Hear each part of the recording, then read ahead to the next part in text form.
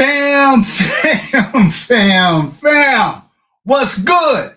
Happy Monday to everybody. So glad to see everyone here. Hopefully, everybody had a brilliant and phenomenal weekend. I appreciate you being here with me tonight. Look, fam, I'm a couple of minutes late. My apologies. I got to say, fam, I don't know how you guys are feeling, but as I get a little bit older, man, the time changes be hard on a brother.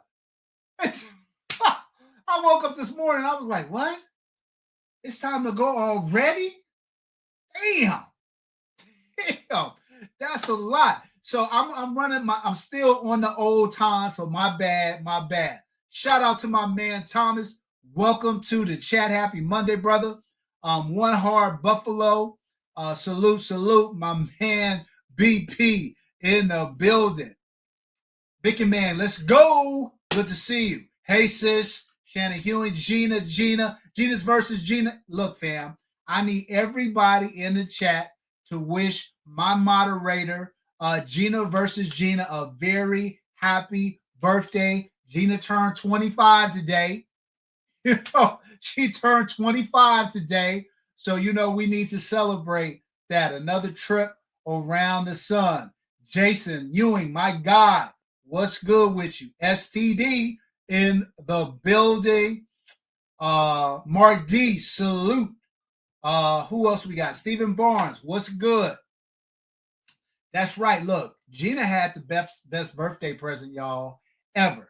She won on Team Blacksmith Live last week. Coast St. Arms 2011, her first 2011. Gina's gun collection is fastly getting off the chain. And she's winning half of them. So there's that. LaMarcus Oliver, salute. Who else we got in the building? Siege, what's good, sis? I'll give a couple more minutes, let other people filter in. Hopefully everybody is doing well.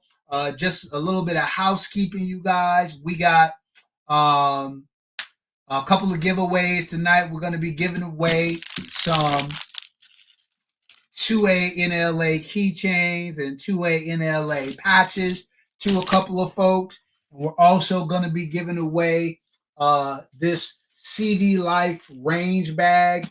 Bam. This is one of my favorite affordable range bags out there. If you need to take 3 or 4 pistols to the range, you don't want something big, bulky, you just want a little bag, man, this gets it done. Or a couple pistols, some ammo, and your eyes and ears.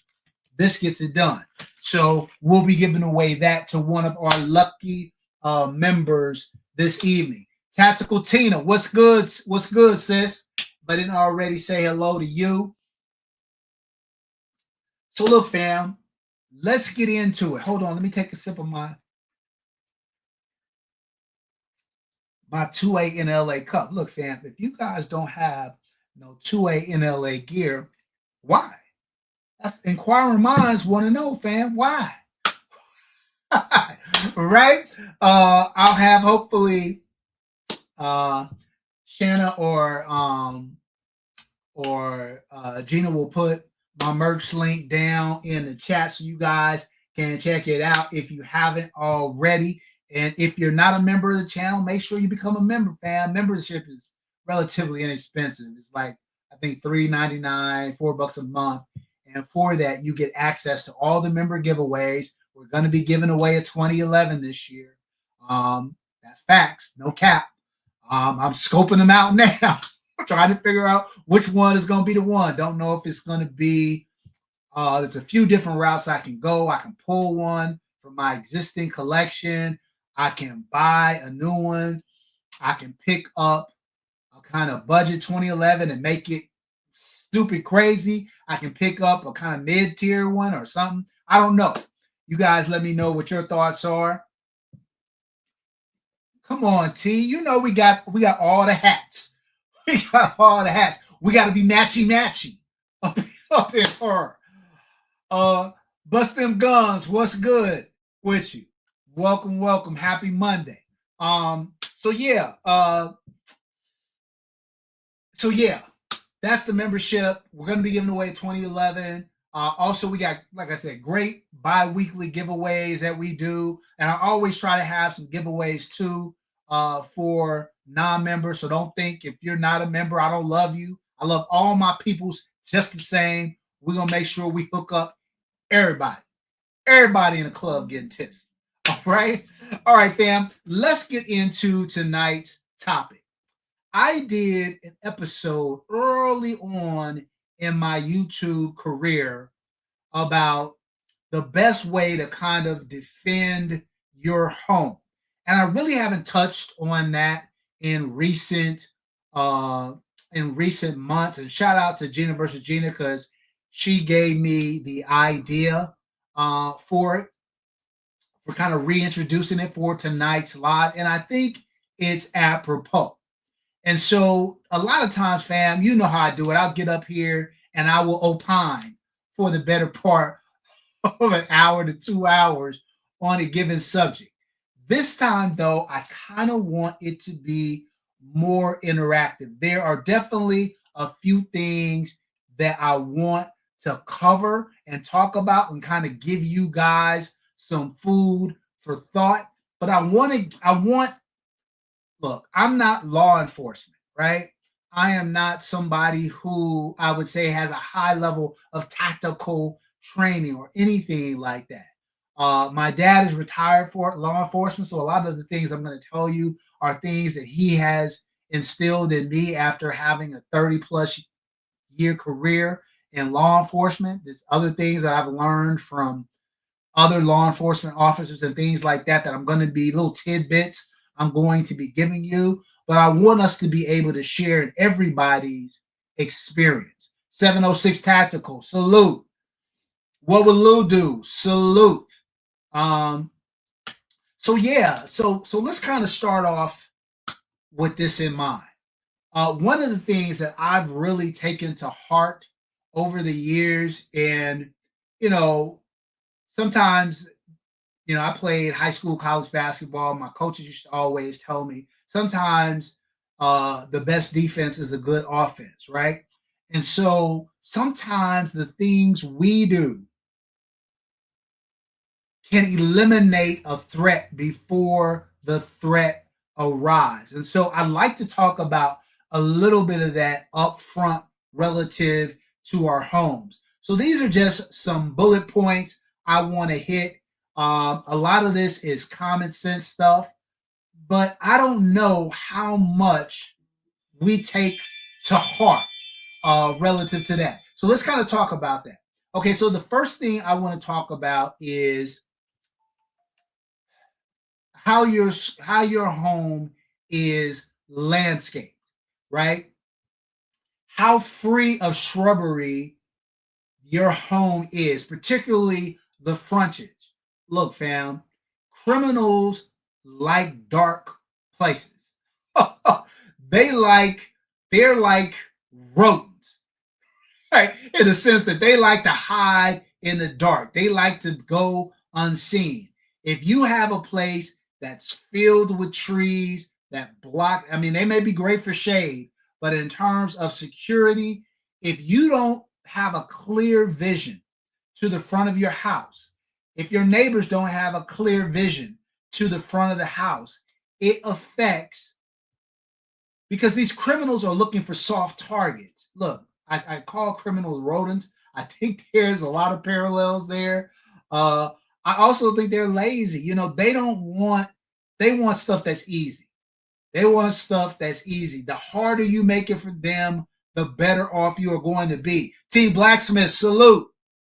And so if you have a yard that is well kept, where brush and trees and bushes are well trimmed so that you have a clear line of sight to your home as you're pulling in, so that police and security who may be patrolling your area have a clear line of sight to your home as they drive by. Your neighbors do the same. I think you are going to be better positioned than those who don't. Next, I think the exterior of your home should be well lit.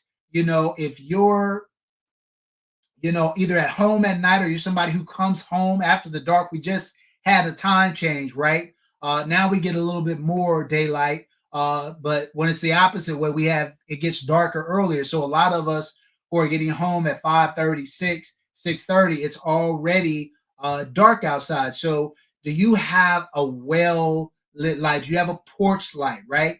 If you have a large lot, do you have more exterior lights so that when you pull up again, you have clear vision and view of your home, so that the police have clear vision and view of your home, so that your neighbors have clear vision and view of your home? If you do, then that's great, but that should be something that you should be thinking about.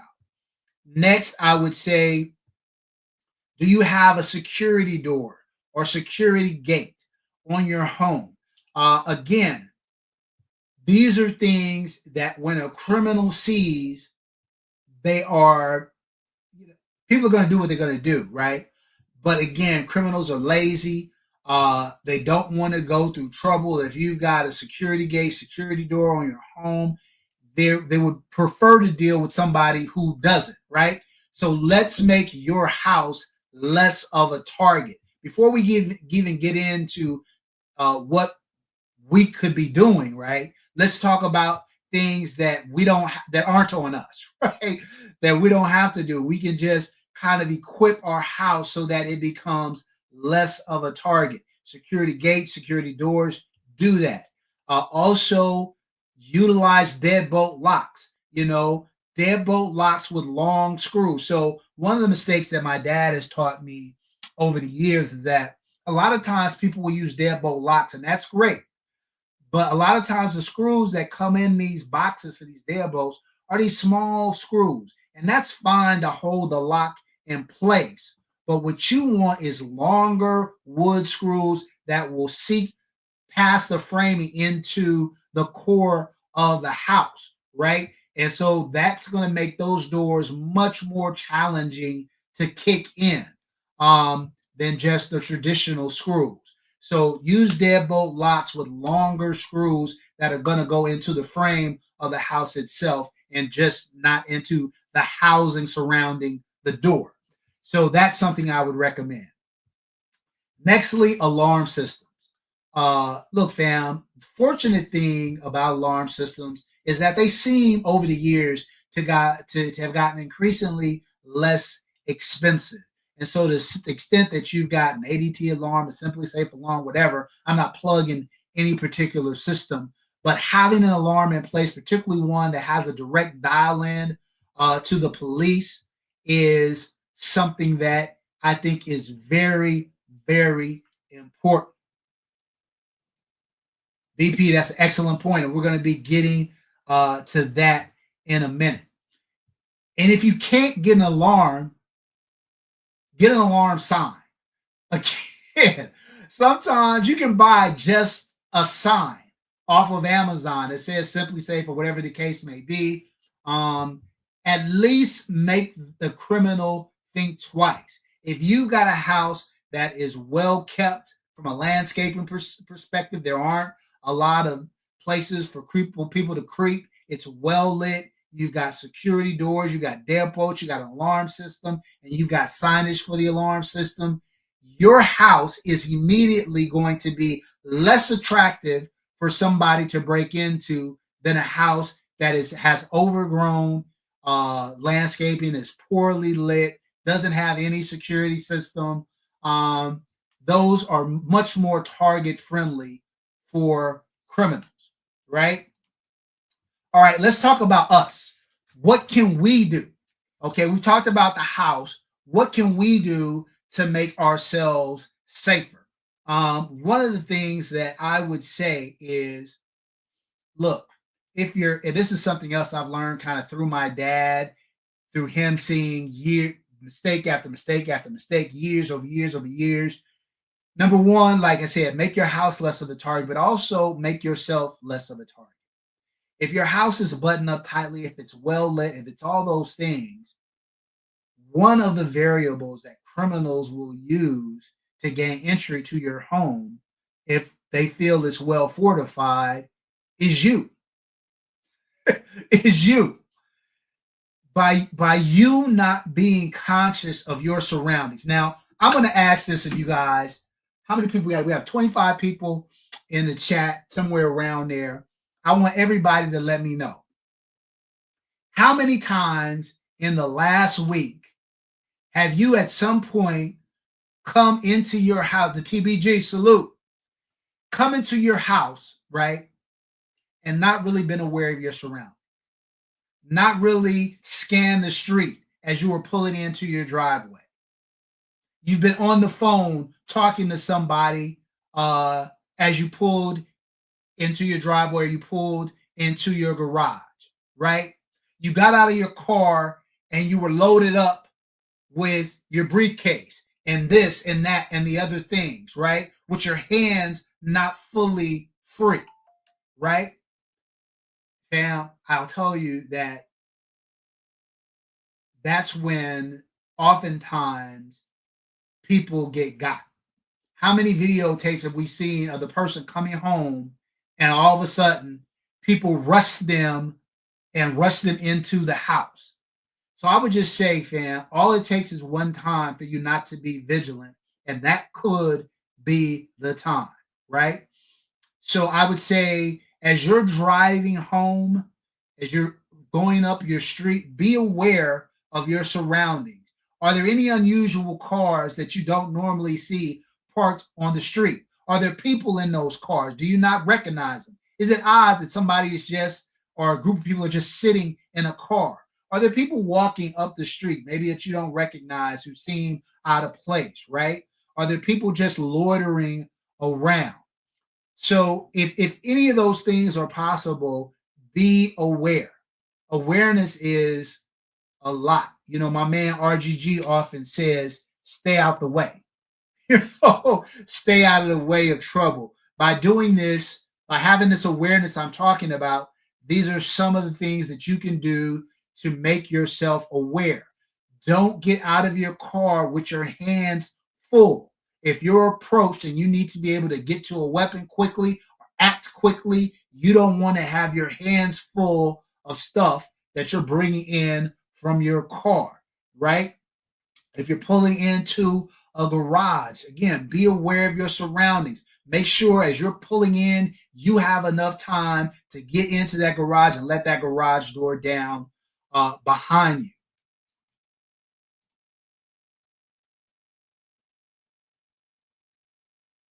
There you go, right? And so be cognizant of these things, you know, have before you exit your car, have your keys ready, right? Don't get to your door and start fumbling and bumbling for your keys, right? Have that ready to go and in place. And so I think all of those things are critical.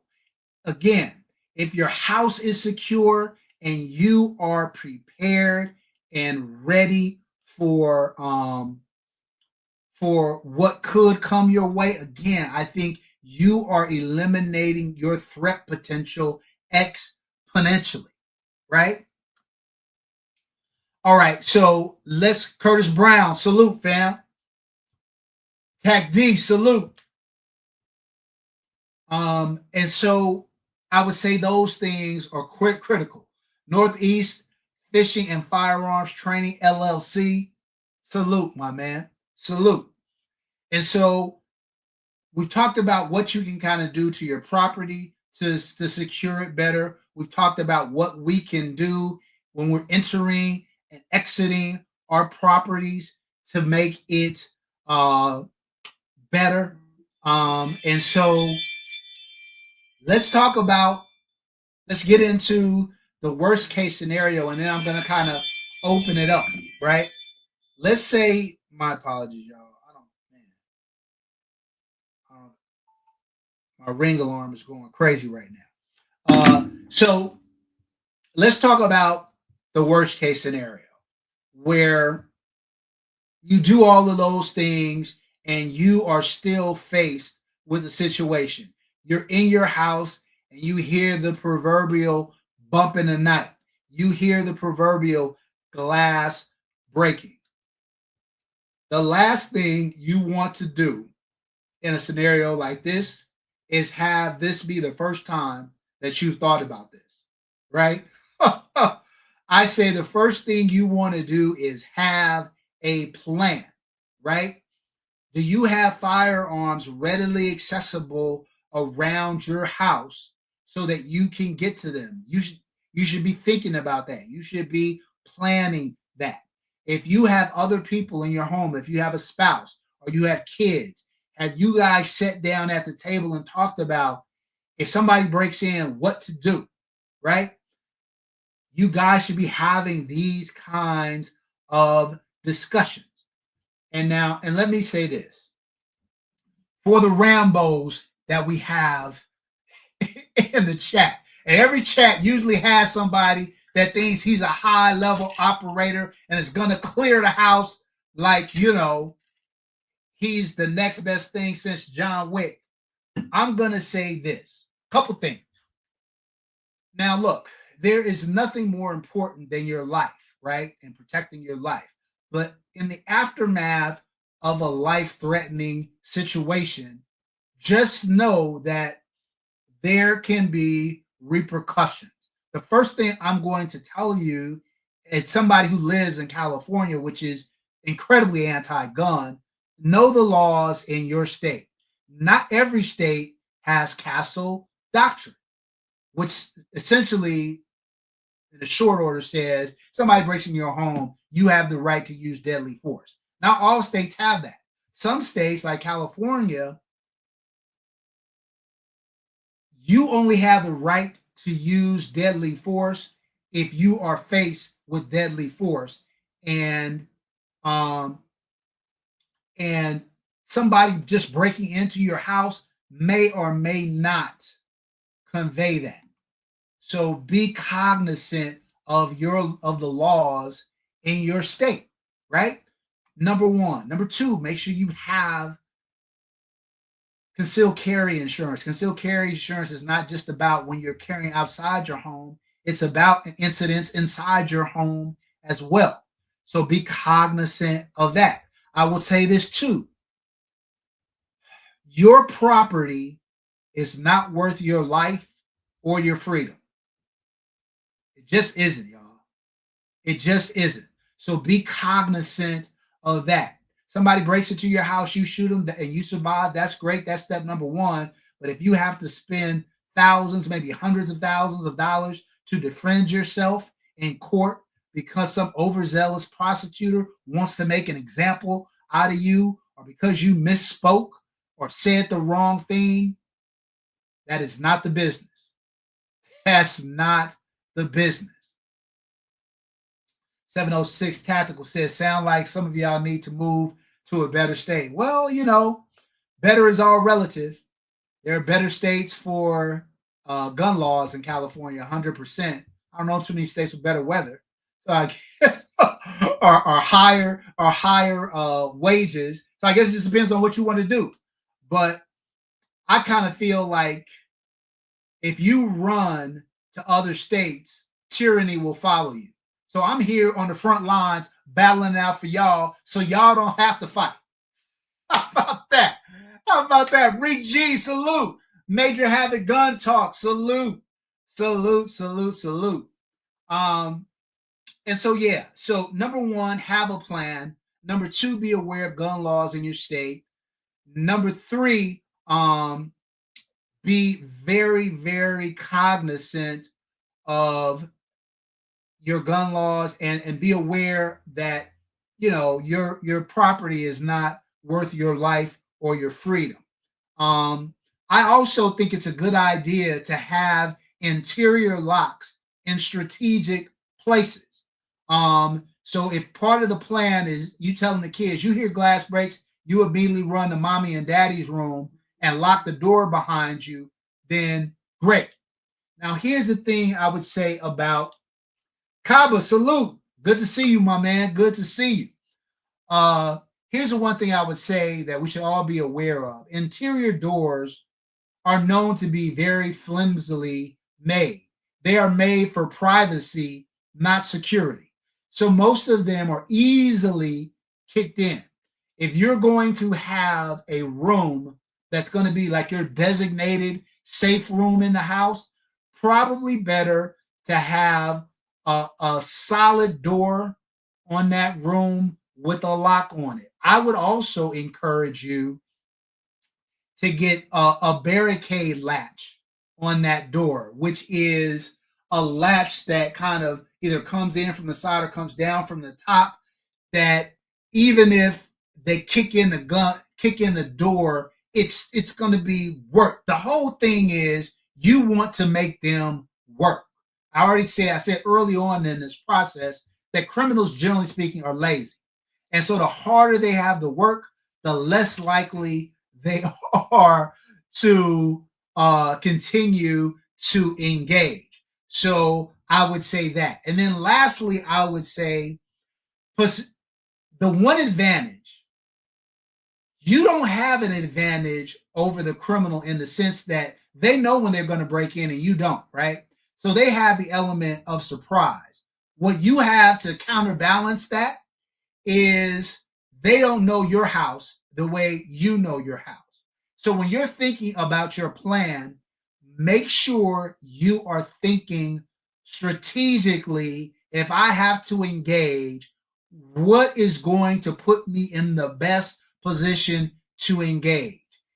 Can I position myself in a situation where I have either partial or full coverage, whether that is just you can't see me, or I have an actual barricade or something that can protect me from live rounds.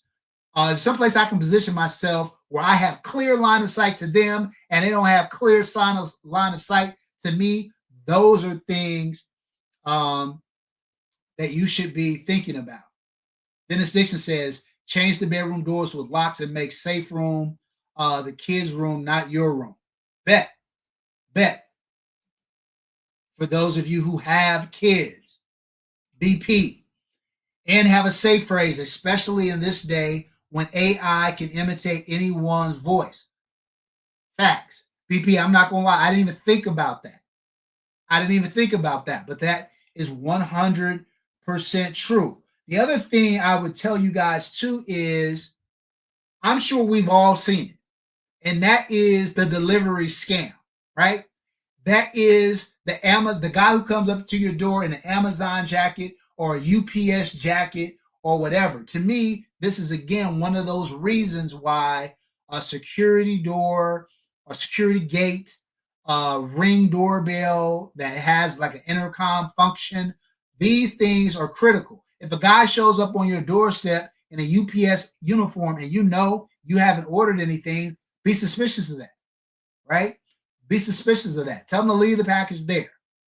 Right? Tell them to leave the package on the door. Oh, I need a signature.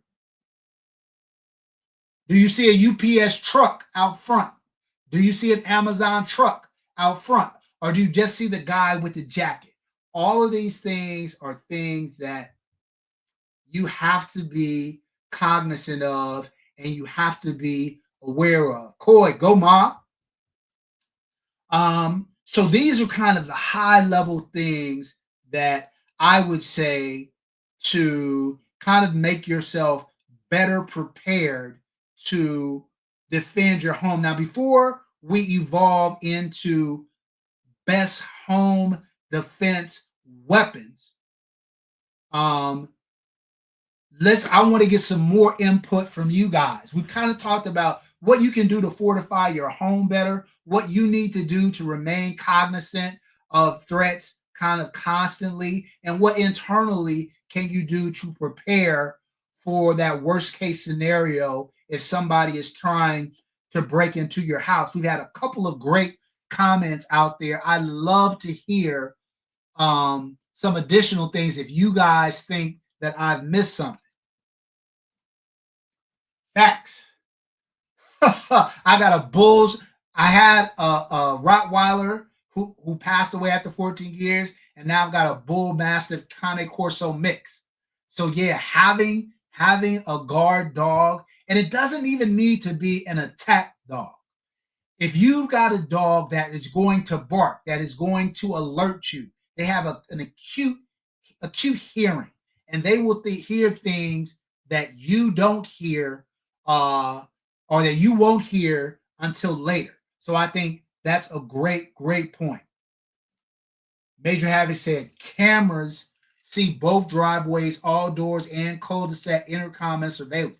100%. Look, if you have the abilities to secure yourself in a room and also be able to see the interior and exterior of your home, I think that is great advice.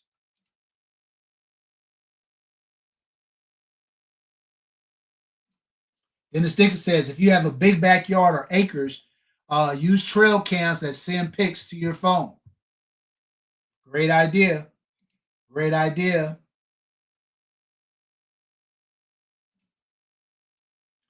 Cool. Yeah, we talked about deadbolt locks, and we talked about using extended screws in the door frames to make those doors more secure. I think that's a great point. A great point.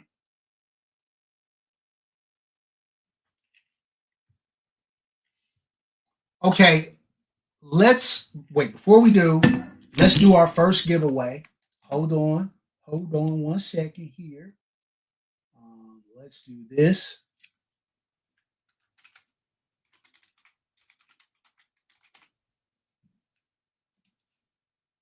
All right, let's do share screen.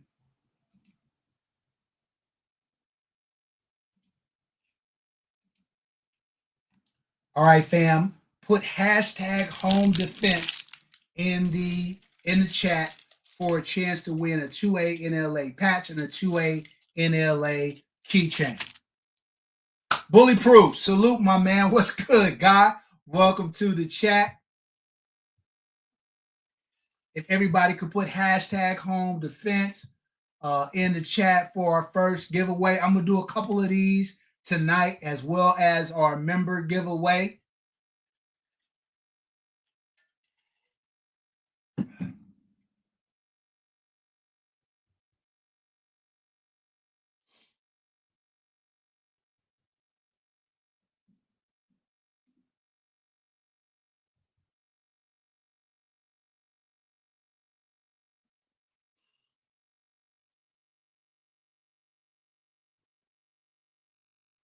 I'm anticipating, y'all. Look, as we get ready to transition into the best weapon for home defense,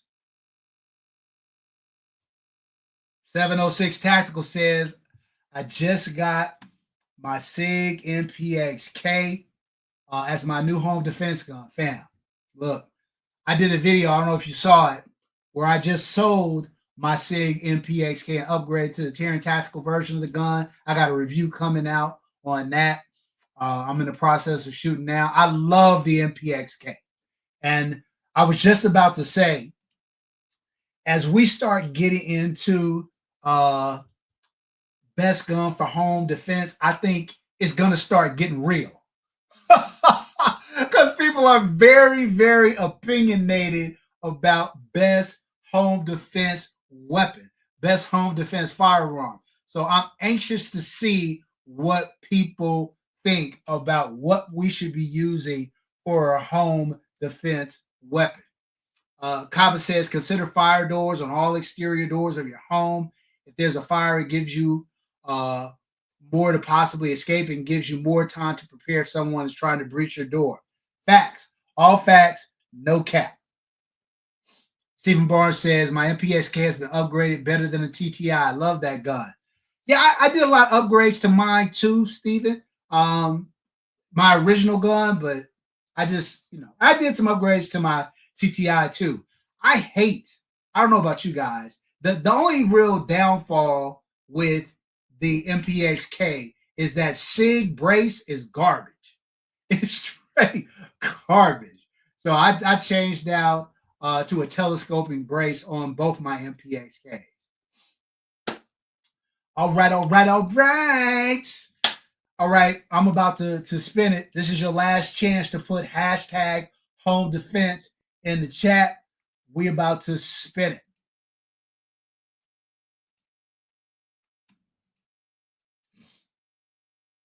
Oh, Stephen Martin, SBR is yours. Nice.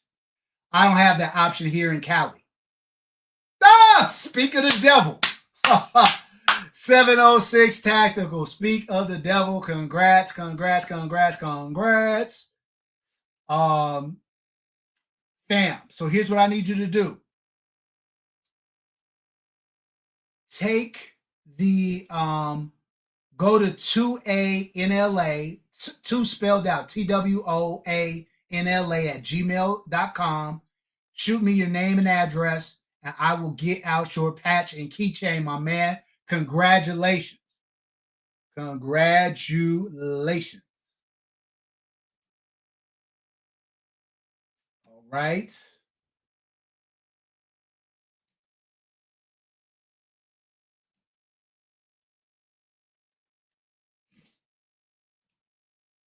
All right. We're going to do another one of those patch giveaways in a minute. Look, I see a lot of people say this, Kaba. The best home defense gun is the one next to me at the time I need it. I mean, that's a fact. There's no ifs, ands, or doubts about that. I guess, a lot of times, like you said, Kaba, how much time do you have before you need to engage, right? Obviously, if you have little or no time, then that comment is 100% accurate.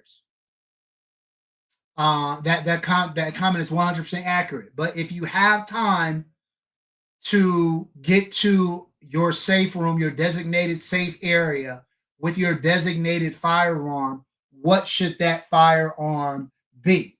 I think is the question that I'd like to pose to the chat. And I think some of this is situational, right? Where do you live? Are you in an urban environment? Are you in an apartment where there are common walls? Do you have neighbors in close proximity to you? Are you on a homestead with acres surrounding you? A lot of these things are going to depend on what your kind of go-to home defense weapon is. For me, I am in an urban environment. I don't have any common walls, but I do have neighbors in close proximity to me. I do not have like a concrete. My home is not made of concrete blocks that surround me. It's stucco and siding, and so it would be relatively easy for certain rounds to travel through the interior walls of my home and go through exterior walls.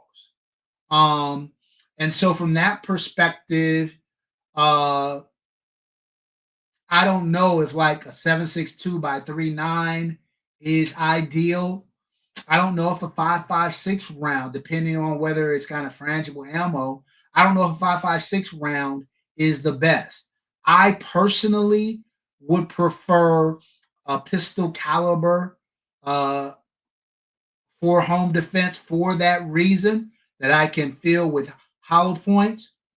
Stephen Barnes says he prefers a pistol for self-defense. Stephen, tell me why. Obviously, pistols are harder to shoot than rifles. Less, less points of contact relative to that. Is it because of the caliber? That makes a lot of sense to me. I would prefer personally a pistol caliber carbine because it's easier to shoot.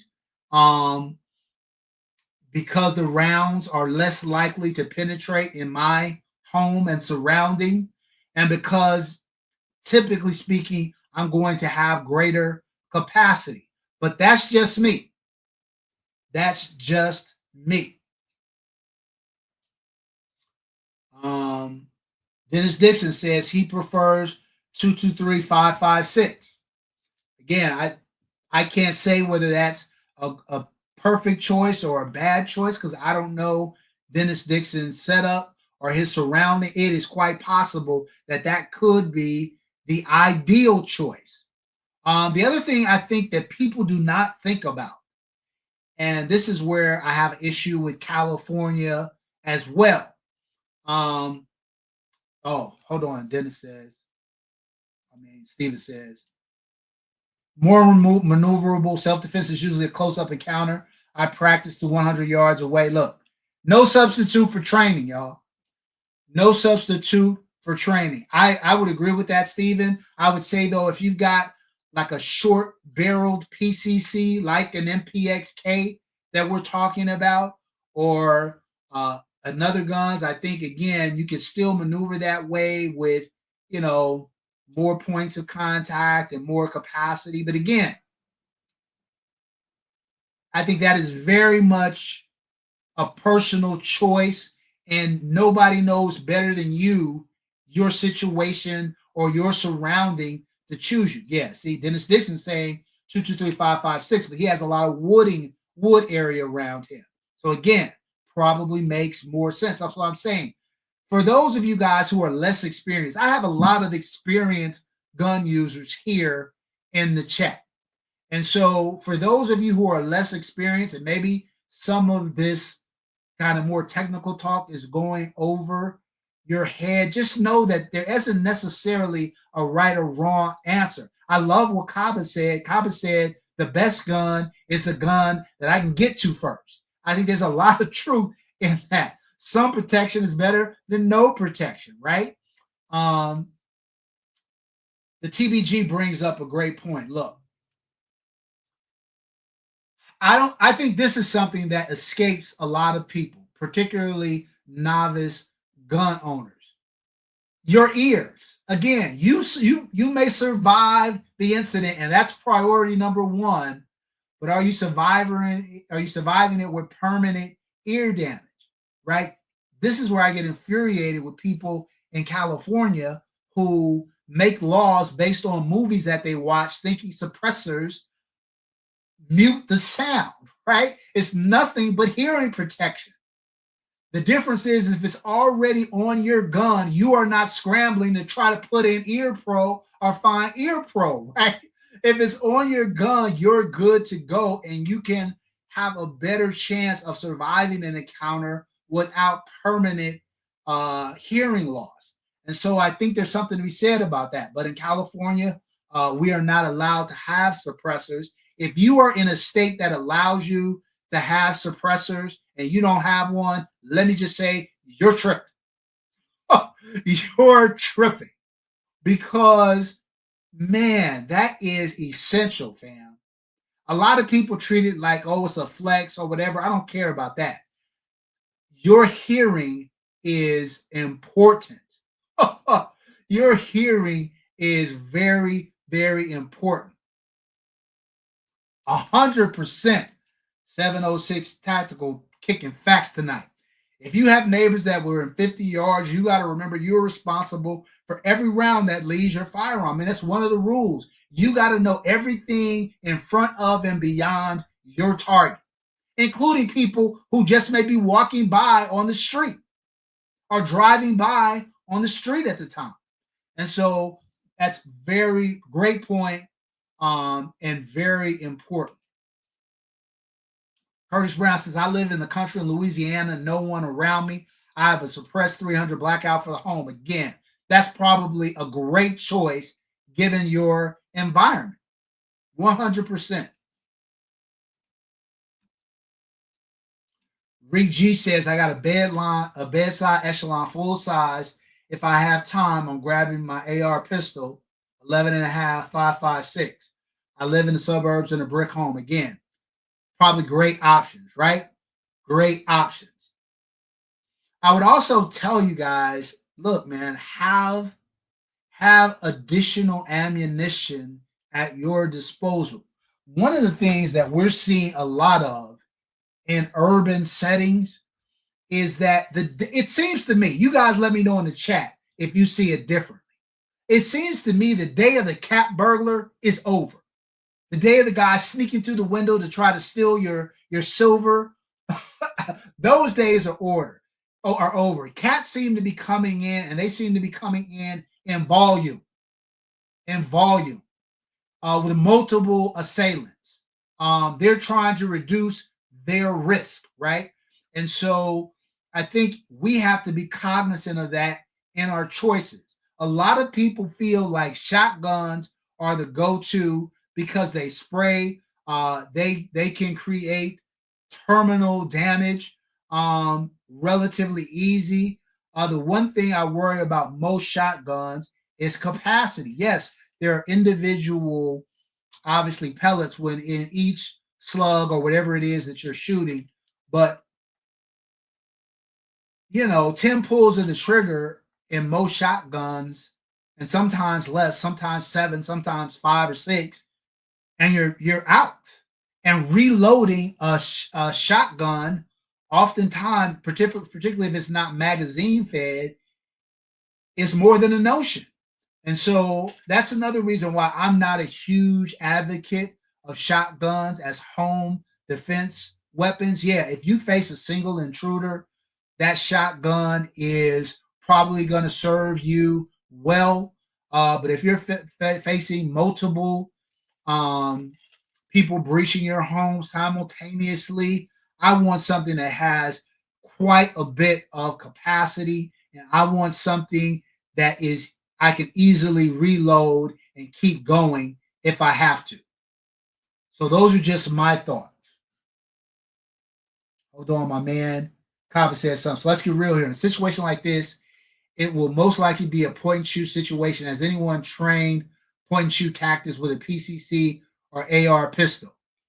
I mean, I have, but I think you're 100% right, Kaba. I think I just think it depends, bro. I really think it depends. I think if you're concealed carrying and you're out and about and you're engaging a target, that is definitely going to be um, a kind of very short distance, right? In a home situation, I don't know.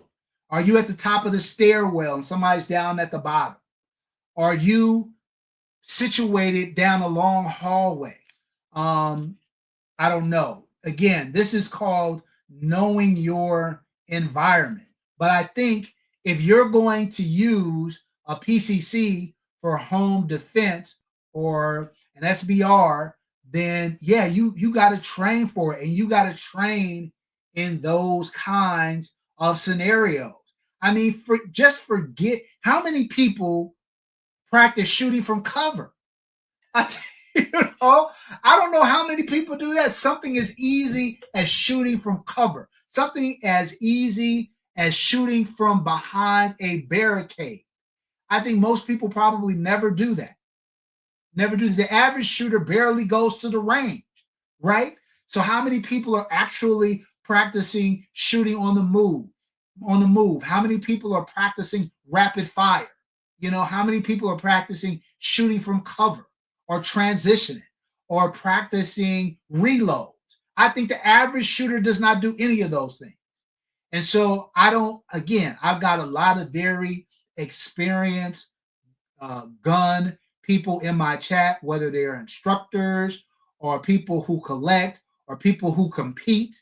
And so I'm not worried about you guys as much. I'm more so worried about the novice shooter who maybe has one Glock 17 that sits in their nightstand drawer and they haven't shot it in 2 years. Train, y'all.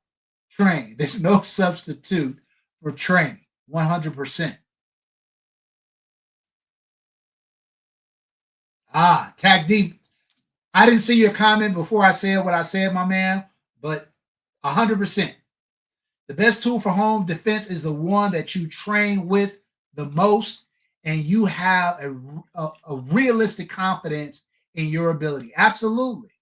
Because look, fam, when very few people, I've heard RGG say this. I don't think RGG is on the live tonight, but I've heard RGG say this as well. I don't know how to politically say this, so I'm gonna just say it. If it comes out a little harsh or whatever, then y'all just have to forgive me. But you don't know what you're made of until you're called upon. And it's plenty of competition shooters out there that's all, my splits are this and this and that and the other thing, whatever. When somebody's shooting back at you, you like that? You really like that? You really about that life? If you haven't been in that situation, you don't know. You don't know. And so, yes, training is important, it's vital, it's crucial. But when it comes time to pull the trigger to potentially take somebody's life, then do you have it in you to do that? And so that's something you should also be thinking about. That's why, it's cool, it's cute. Everybody wants to have a gun. That's the end thing to do. But with that comes a huge responsibility. If you are somebody who you got a short temper and you're one who's easily triggered and easily flies off the handle, you get a firearm, you got to get that under control. You got to get that under wraps, right? And so, yes, we 100% need to train. Yes, the less that we have to think in a situation like that, the better off we're all going to be. If manipulating your firearm is second nature, if you can do it in your sleep, then yeah, that's going to help you. That's inevitably going to help you. And the more you train, you can have very quick target acquisition. Yes, that's going to help you 100%.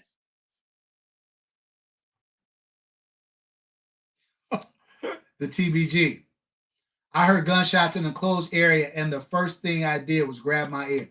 100%. 100%. 100%. Tag D.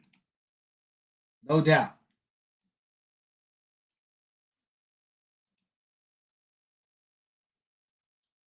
The TBG says, I can't do 300 blackout at a buck around. Look, that's a consideration, right?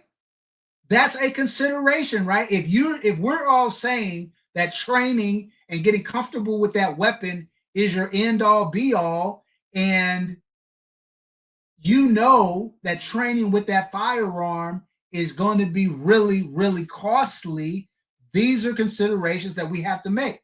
Armchair operator, salute, my brother. Good to see you, man. Happy Monday to you. Hope you're well. Hope your family is well, all that. Yes, sir. We spent a lot of time talking about that as well. That, your surroundings has everything to do, or a lot to do, certainly, of the weapon that is best suited for home defense. Major Havoc said, I don't use a can at the range, but my home defense weapon is suppressed. Major Havoc, I think that's fine. I just say, I'll say this for those people who suppress guns, suppressors can affect reliability. Just know that. They can affect reliability. And so just make sure that whatever gun that you're using for home defense, don't be one of these people who got a suppressor, put it on the home defense gun, never went and shot it, because for all you know, it's going to affect how the gun cycles, and you're going to be in a world of problems if you haven't tested the reliability of that firearm with that particular suppressor. Brian, I train every week with ex-military, some ex-police. So yes, I train with PCCs and AR in those circumstances. Fantastic, my man. Fantastic. BP, BP. That's what I was saying. Make sure that your weapon has good capacity and you have extra magazines at hand, loaded and ready. Marcus Oliver says SBR 9mm, his go-to. Tech D, absolutely. Accounting for every round that leaves your gun.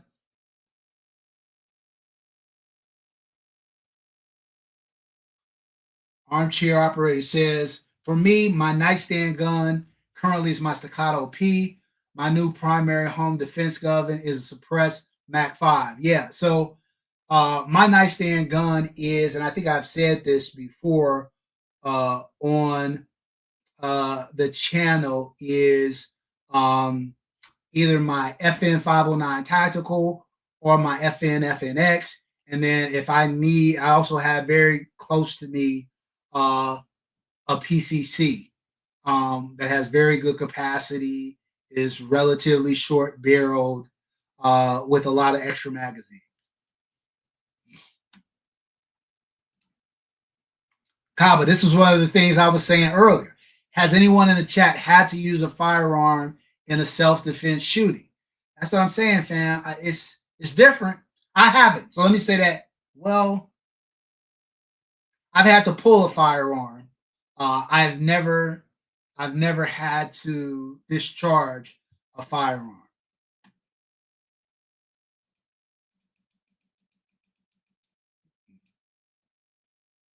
706 Tactical, I only pulled mine once. Now, BP says that's why you have multiple shotties staged on top of other firearms.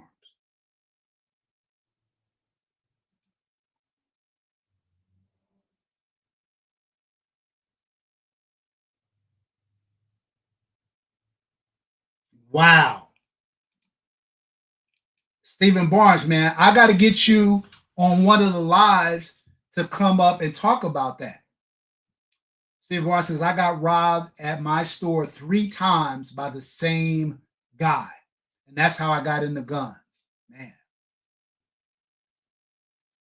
Yeah. Yeah. Tacty says, if you use a shotgun, make sure you know the pattern of shells you are shooting. Loud, low capacity as well. Facts. Facts. Major Havoc said, definitely train CQB plus optics failures, drill, point and shoot, snapshots, etc. Freestyle, strong hand, weak hand, all the above.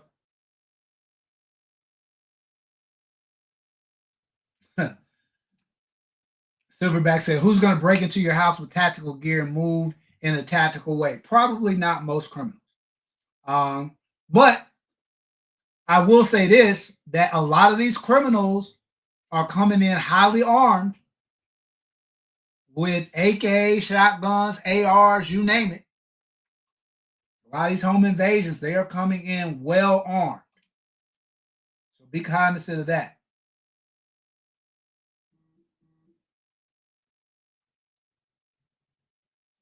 BP says, got to train for multiple scenarios because most likely it will be the situation. Look, I've only had to pull a gun one time in my entire life, and it was for a situation that I could not have fathomed. Of all, if you would have given me guesses, if somebody would say 2A in LA, I want you to guess what is the most likely scenario that you would need to pull a gun for, this wouldn't have even been on my radar. And it was a dog attack, of all things. It wasn't even a human being situation. And I wasn't defending me, I was defending a neighbor. And so, yeah, fam. Yeah. It's the thing you don't prepare for that's most likely going to be the thing that comes at you.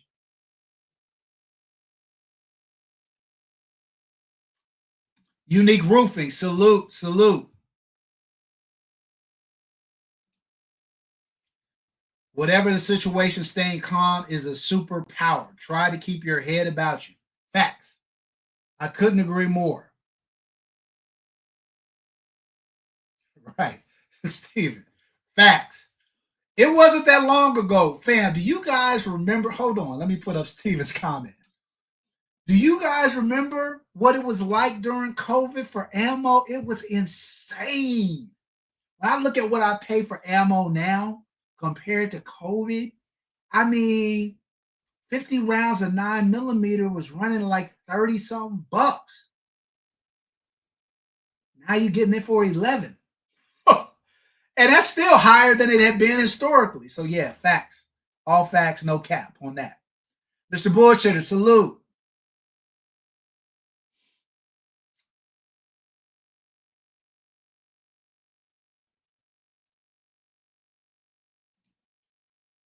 What Kaba said.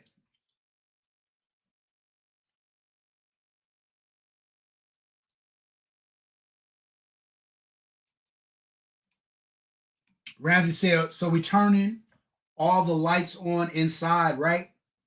Ramsey, I think that depends on when you say cut on all the lights, are you going to have the ability to do that? You know, where are you when things go down? Again, I think one of the things we talked about earlier, first of all, Ramsey J, salute. I don't know if I said what's up. I don't know if I saw you in the chat, but what's up, my guy? First of all, we kind of talked about having a plan, getting to a safe area or a safe room and executing a plan. Don't wait until the thing happens to start preparing for the thing that could happen. That's the other thing, Stephen. Don't train once and think you're good. It's a perishable skill. And if you don't practice, it's not natural and you don't know what might happen. That's facts. Look, for the shooters who are here, the people like, you know, me and some of the other people who shoot probably on like a weekly basis, I can tell you when I don't shoot, when, you know, I get busy at work or life happens and I don't train for 3 weeks, 4 weeks, I come back and I'm considerably less accurate than the last time I shot. And that's just after a few weeks layoff. For people out here taking months off, bam, that is not the business. That is not the business. It is 100% a perishable skill. You have to stay on top of it and master, you know, like fam, y'all know I have a ton of guns. I could easily shoot a different gun every week and not repeat for months. But without fail, every time I go to a range, I take what I call one of my go-tos, whether that's my concealed carry gun, whether that's my nightstand gun, whether that's my home defense PCC. I've designated about 4 or 5 guns in my collection that are my kind of go-tos. And I train with them always. Even when I'm out during the review on a new 2011, I'm taking at least one of my other go-to guns to get some rounds through it every time I go to the range. I also got to say, and I've said this before, to the extent that you have the ability to get out of, and I'm not saying there isn't a lot to be gleaned from being at an indoor range, but if you have the ability to get to an outdoor range that has a bay that allows you the ability to do more than just static, stationary shooting, please do that. It's very, very different. It's very, very different.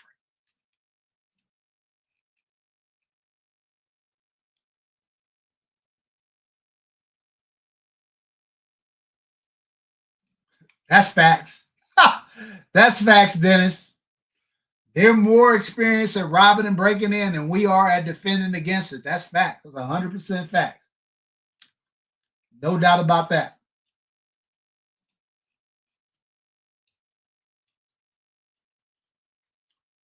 Tad D says also the no aim with the shotgun is not true. If you choose to use a shotgun for home defense, get the one with the most rounds. Also understand the auditory exclusion for you and your family.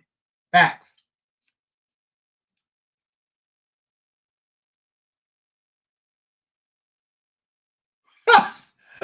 TBG said, I think he was talking to Steve and said, I would have got in the guns after the first time I got robbed. Facts. Steven was a little slow on that one. Oh, he said I did, but no training and wasn't carrying it on me, etc. That's when I decided I needed training. Look, fam.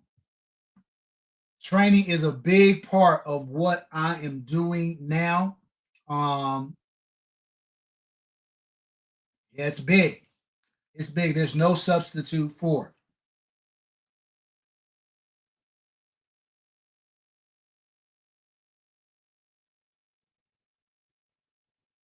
Yeah.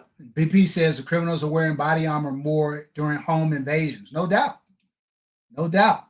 I would also tell you guys, I don't know how many people in the chat have body armor.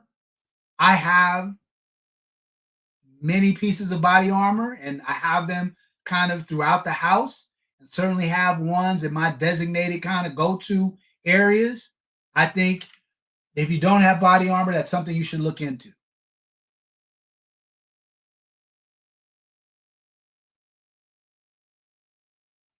I'm sure I say, yeah, dog attacks are very common. Yeah, man. Yeah, bro. I think I'm behind a bit. Let me try to catch up.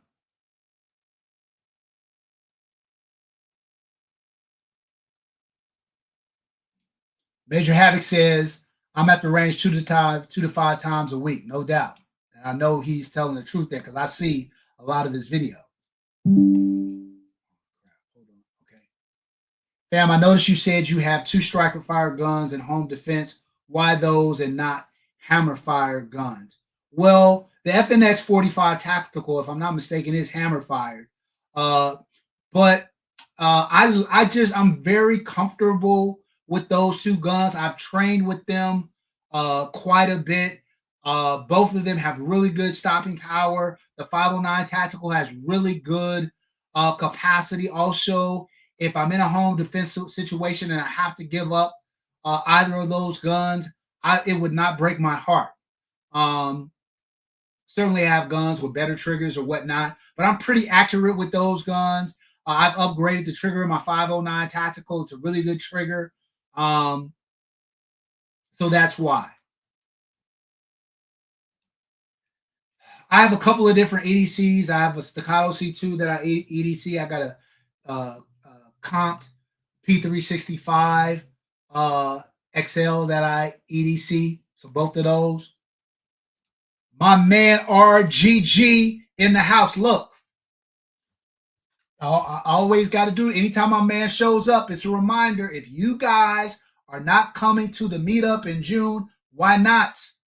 Why not? I say, you guys got to get out. It's an awesome, awesome event. RGG, maybe you could drop the link in the chat, or Gina or Shanna can do it for me. But yeah, fam, it's a great event. It's it's a range day meets family reunion meets women's conference meets awards banquet meets party meets social, all of the above in one weekend for, in my opinion, a relatively modest cost. So definitely check out the meetup this year. I will be there. I'll be bringing some of the guns that you guys all love from my collection and give you guys opportunities to check them out and shoot them. Steven says striker fire guns are more reliable. There's some truth to that. Less tolerant. Tolerances aren't as tight. Can run more reliably. I think that's fair to say. Tactical bearded gab, my man. Salute. Good seeing you here. Armchair said find outdoor range of PA where you can do some dynamic shooting has been a challenge. Most places don't allow holster draw. 100%. 100%, fam. And those, look, same issue. Same issue. There isn't, I live in the city, right? So there isn't anything like that in the city because you need open space. And large urban cities are so developed, you don't have that kind of large open space. So most of them are indoor ranges, again, where you can't draw from the holster, where you have to do static shooting, you can't rapid fire, or any of that stuff. Fortunately, I'm a member at a gun club where I have 24 access now with private bays, so that's not a problem for me. It's a drive, but at least I have access to it. And there was a couple other ranges before I was in my membership where I had access to that. But that's a problem for a lot of people, Armchair, for a lot of people.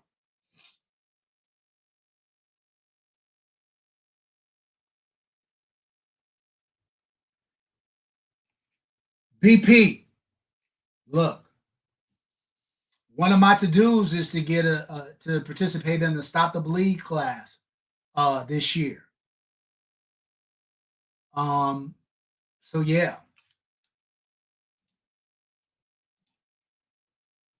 706 says, "What body armors do y'all recommend?" And people respond to that in the chat. I've been sponsored by a couple of folks like Safe Life Defense, so they provided me body armor. I like their stuff, but I say, choose what you like the best or what works best for you. Look, it's sad to say, but these are the times that we're living in, aren't they? These are the times we are living in. All these active shooter incidents are a real thing. RGG says all states don't allow body armor, which is crazy. I'm amazed that California allows it, although they give them time. They're trying. They're trying, RGG, for sure. 100%. They are trying.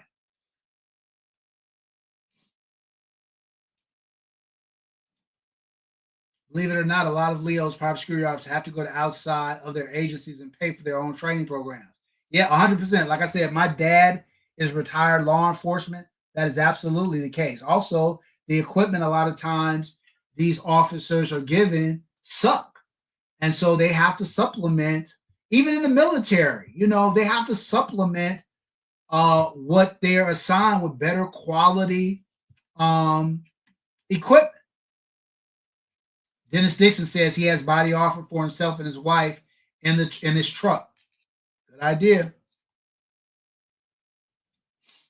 Tactical Bearded Dad says, when I go to the range, I always do my videos, but then I train more than anything. Train with my EDC, and then I said the same thing, Tactical Bearded Dad. I said the same thing. I might be going to the range to do a review or whatever, but I'm taking something else with me. I got, look, fam, we keep it 100 here. I have been very guilty for a while. Look, fam, running a YouTube channel, RGG can attest to this. Tactical Bearded Dad can attest. It's a job. It's work. It may seem like it's all fun and games and all that, but when you got to lug all this equipment around and do all this setup and take down and edit and do all the stuff that you have to do to produce content, especially if you're the kind of content creator that's putting out 1, 2, 3 videos a week and is doing lives a week, multiple times a week, then it is very easy to just be lazy and kind of do what you need to do to get to the range and get back. I have started a range, and I used to try to do, so I'm efficient with my time. I used to try to do 3 or 4 episodes at a time at the range, like take multiple guns. And I stopped doing that because I need training time. And shooting YouTube videos is not training. It's not. Yeah, pulling the trigger and being kind of cognizant is better. But when I'm shooting, I'm worried about camera angles. I'm worried about this and that. And I'm making sure it's in focus. And that is not training. So now when I go, I do 1 or 2 videos kind of at most. And then I bring, some of my go-to guns, whether it's my competition pistol or it's home defense or carry or whatever the case. And I get some good training time in every time I go to the range. 100%. Great point, Tactical Bearded Dad. The good thing I will say too about California is that from an outdoors, the gun laws suck, but the weather is phenomenal, and being able to train outdoors pretty much 365 days a year is awesome. It's awesome. There's no downtime. There's no snowy season or anything like that. It's 70 something degrees, 78 degrees today. It was like 80 degrees over the weekend. So being able to train year round is a big advantage of being in a sunny state. And I know RGG can appreciate that, having gone from Chicago to Florida, for sure. Tactical Beard Dad says he has an EDC at 2011. But at the moment, he's doing a 43X, a COA 365 port and comp. Yeah, I EDC a P365, IEC, EDC my staccato C2. Um, I'll be EDC in my Cosine. So I have a couple of 2011s that I EDC and a couple of Striker Fire guns. Major had said 2,500 miles from me to LA. Well, look, if ever you come out here, my man, we hanging out. Drinks on me. How far are you from the desert to go shoot outdoors? So my range is kind of on the outskirts. So I'm about to get to my private range is about an hour to an hour and 20 minutes, depending on traffic. So it's not bad. And I like to go. Like I said, the great thing about being at my private club is I have 24-hour access. So I can get there. A lot of times, Ramsey J, I'll leave the house early. I'll leave at like 5 o'clock in the morning, get there at 6, get into a bay, get everything set up, start shooting about 6:30, shoot from like 6:30 to 8:30 or 6:30 to 9:30 or something like that, and then head back and miss traffic coming and going. This past weekend, I did a night shoot, got there kind of early, waited till after dark, and did some work with my night vision and some night shooting training with flashlights and whatnot. I love it. I love it.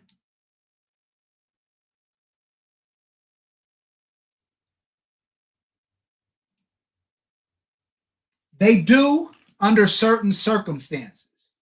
They do under certain circumstances. Yes, you can get an AOW in California depending on the circumstances, as long as it doesn't defy kind of the assault weapons ban laws, and that's a whole another story for a different day. But and under certain circumstances is the answer to that question.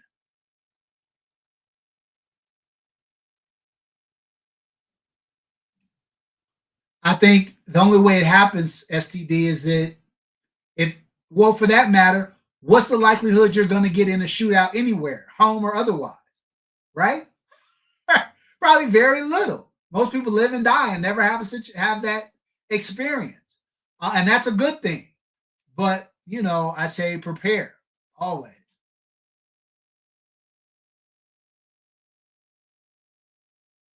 Oh wow!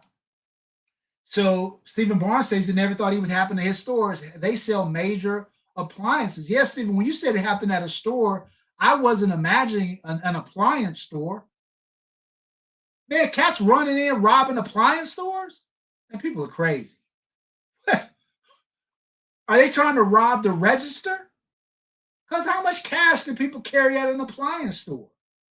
Like, are they going in and say, give me that refrigerator? What is going on?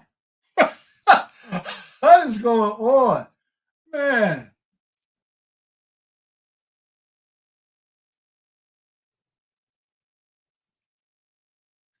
I'm trying to catch up in the chat. Seems like I'm behind a bit.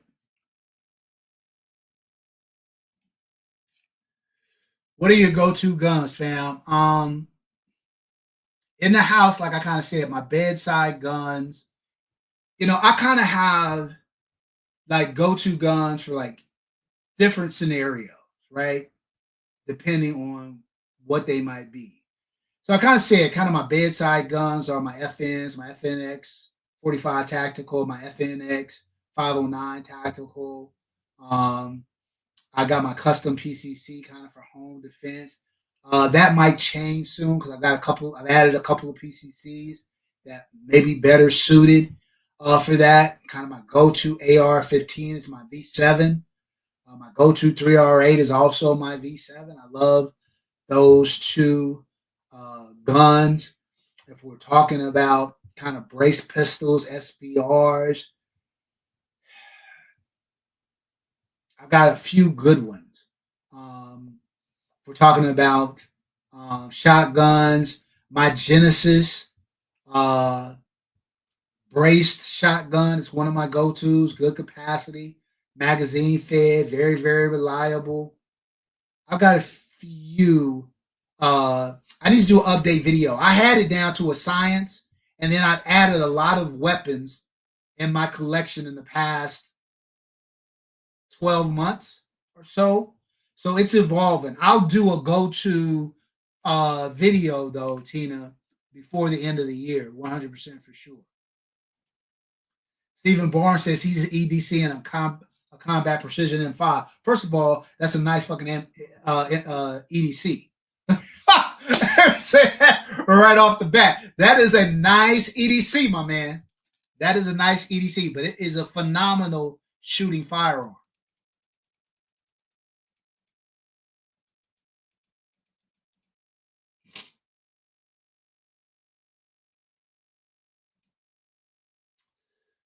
Uh, Armchair operator. I am an FFL 03, and I'm going through the process of doing type 1. A type 1 process in California is very similar, I think, to any other state. You know, you file through the ATF. You either do it electronically or you mail it in. Fingerprints. The issue with a lot of times I find with doing it electronically is oftentimes to find a place that understands how to do the fingerprints electronically for the Form 1 specifically, which is different from other fingerprint types. So a lot of times what you end up doing is doing everything electronically and mailing in your fingerprints. But it's relatively straightforward, kind of the same thing, the FFL 03. You also have to have what's called a certificate of eligibility for an 03 in the state of California. You need both. But I got the FFL 03 because there were a couple of advantages for having it. I can get ammunition to mail directly to me. Otherwise, I don't know if you guys are aware of this. In the state of California, you have to take a background check to get ammunition. Like if I want to go to a store right now and buy 100 rounds of 9mm, I have to do a check, a background check, and pay for it to buy ammunition. It's crazy. But with an FFL 03 and a certificate of eligibility, you can avoid that because you can have ammo shipped directly to your house. That was one of the primary incentives for me to get it. Also, before it was recently struck down, California had this law where you could only get like one gun every 30 days. And that was cray cray. But if you were FFL 03, you weren't restricted that way. So that's how I ended up getting both of those things. Keith Stewart, salute, my man. Welcome to the chat. Welcome in, welcome in. Wait, before I go, let's get another giveaway. Let's get another giveaway.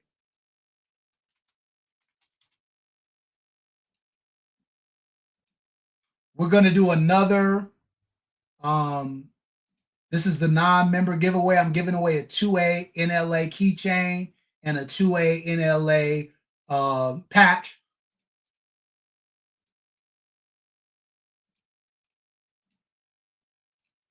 Everybody put hashtag EDC in the chat for a chance to win a 2A NLA keychain and a 2A NLA patch. Yes, BP for ammo. We have to get background check for ammo if you don't have an FFL 03 and a COE.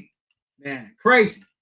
It's crazy, I know, man. But this is what happens when you have people who don't understand guns making gun laws for the state, thinking that they're doing good, if that's even the case, but really just putting law-abiding citizens at a disadvantage is what ultimately happens in a lot of these places.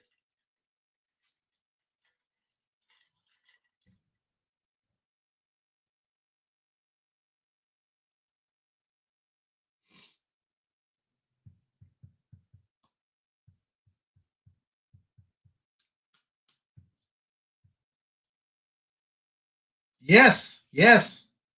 Hold on. Bust some guns. Hell yeah. Yes, sir. Every time, the same way you have to pay a droves fee when you go in to buy a firearm, you have to pay that same fee for when you need to buy ammo. And yeah, it sucks. It sucks. Now, the good thing, I guess, if you want to call it a good thing, is that there's no waiting period. Like if you buy a firearm here in LA or in California, there's a 10-day waiting period. There's no waiting period for ammo. As soon as the background check clears, you can take the ammo, and usually it's instantaneous. Um, but yeah, that's why I got my FFL 03. And I would get an FFL 01.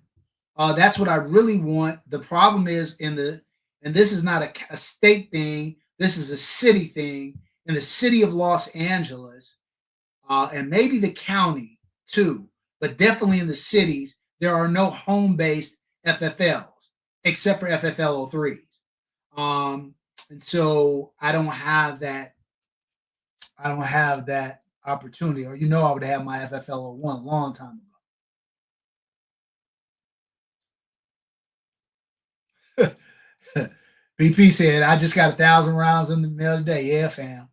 I love that. And now I'm very fortunate, very blessed. I have sponsors that provide me ammunition. Shout out to Fort Scott Ammunition, who is my newest ammo sponsor. Shout out to Rifle Supply, who's a channel sponsor. Really appreciate them and their support. Stephen Barnes says, I order 10K rounds at a time. Stephen, who do you order from?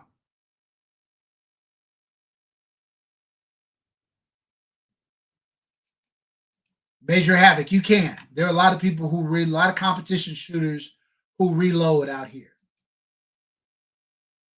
I just haven't got into that. It's one of the 5 million things on my list. Texas is good for gun owners, 100%. Yeah, not to mention there's 11%. Don't get me started. That's the most recent scams. LAX, sometimes I rotate suppliers. Okay. Stephen, where are you located? Are you out here in California? Or are you just ordering from them online?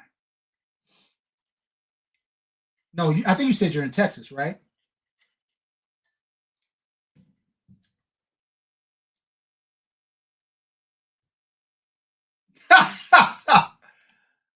I hear you, Ramsey J. All right, look, let's get this giveaway going. Let's hit it. Oh, you're in Houston. Okay. I spent some time in Houston. STD, my man. I may have it, but just in case I don't, email me STD at 2ANLA at Gmail, 2 spelled out, TWO. It's there in the chat. Hit me up with your name and address, and I will get you out your patch and keychain, my man. 100.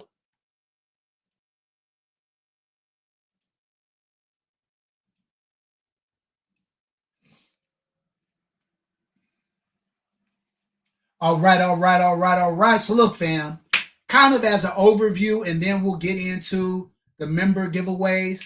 Let me just kind of reiterate kind of what we talked about today. Number one, the best way to protect your home is to make your home more fortuitous. Make it more of a fort. Make sure you have clear landscaping. Make sure it's well lit. Make sure you have security doors and security gates. Make sure you got a deadbolt using long screws that isn't easily torn down. Try to have an alarm system, and preferably one that taps in to your local police department. All those things are important. One of the major ways people become victims in home invasions is the time in which they are transitioning from their car into their home. They are usually very susceptible at those times. Make sure you're keeping your head on a swivel. Make sure you're aware of your surroundings. Make sure you're taking note of suspicious cars and individuals who might be standing around or sitting in cars. All those things. Make sure that you don't enter into your driveway or your garage until you have the ability to close your gate or your garage door behind you. One of the things that we didn't talk about is engage with your neighbors. Know your neighbors. A lot of times, your neighbors are an extension of your home defense plan. Have their telephone numbers. Be able to communicate. Know their names. Know their family members. Um, so that you recognize people when they're coming and going. And so all those things are important. And then once you're inside your house, if you're faced with the worst case scenario, have a plan. Know the laws in your state. No, don't be penny wise and dollar foolish. Don't risk your life or your livelihood over property. Property can be replaced. That's what you have insurance for. Make sure you have one priority, and that's to survive. Um, and then do what you can to fortify the interior of your home. Solid doors, locks, barricade latches. All those things are a help. You know, position yourself to be in the best possible scenario under the worst possible circumstances. And last, but certainly not least, train, train, and then when you get sick of training, train some more. Train. Be as familiar with your firearm as possible so that hopefully these things are more instinctual than thought. Patrick Irie, salute, my guy, salute. Patrick Irie said his home defense is Johnny Gun Gang. Facts. All right, fam. Let's get into our member giveaway. I'm going to be giving away this CV Life tactical range bag. Like I said, 4-ace. Major Havoc, Tactical Bearded Dad, people who have, all you people in the chat, Patrick Irie, people, Ramsey J, people who have multiple firearms. You guys know what a hassle taking guns to the range can be. And sometimes when you don't want to be taking some big ass case, you don't want to be lugging around stuff. Sometimes you just want to get in and out. And having a little bag like this that can hold 2 or 3 firearms, can hold your eyes and ears, it's everything. And the quality of this bag is really, really good at an affordable price. Shout out to CV Life, which is one of the channel sponsors, for providing the bag. I think it's a great, great bag, a great affordable bag, well made for the price. So let's jump into this. Let's share the screen. All right. Let's do a couple RGG shuffles. Man, look. You said a mouthful, brother. Packing up. Look, y'all don't understand. Look, I love y'all. The reason why y'all know is because if you guys could sit and watch what I go through to deliver this content, fam, look. Loading up the car. First of all, itemizing the list to make sure you have everything, because the last thing you want to do is drive an hour and a half to an outdoor range to get there to realize you left something that you need, right? So coming up and making sure you've got an itemized list of everything that you need to take. And if you're a content creator, that's not just the targets and the weapons and the ammo, that's also all your camera equipment and everything else. To pack all that stuff up, dump it in the car, drive it an hour and 20 minutes, unload it, set everything up, spend hours out there, load it back into the car, drive an hour and a half home, unload it, put what's coming in the house, put what's going in the garage, cleaning your weapons, reloading everything. Man, it's a lot. It is a lot. Let me tell you, it is more than a notion. Facts.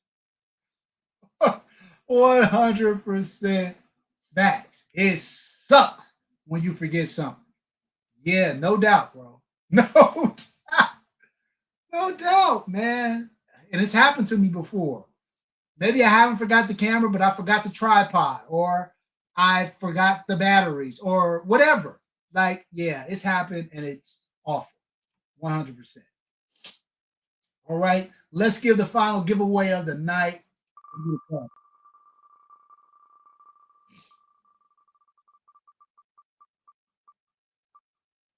Oh,